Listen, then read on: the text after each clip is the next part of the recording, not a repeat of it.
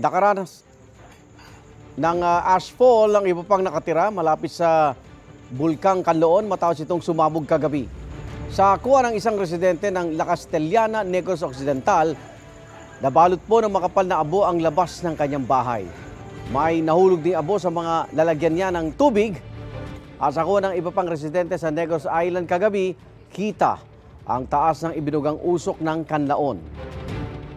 Sa tala ng Feebox, 300 meters ang taas ng ibinugang usok ng Kanlaon sa nakalipas na 24 oras.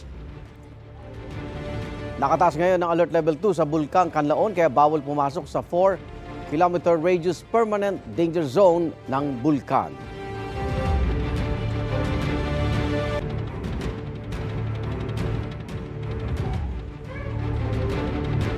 Kasunod po ng pagputok ng Bulkang Kanlaon, may payo ang Department of Health bilang proteksyon laban sa dala nitong ashfall.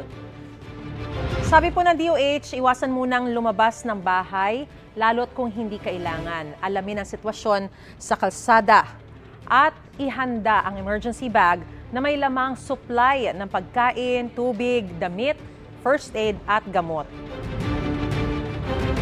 Linisin din daw po ang mga alulod at bubong ng bahay pero gawin lang ito kapag tapos na ang pagbagsak ng abo. Makinig din po sa payo ng mga lokal na otoridad para sa susunod na gagawin.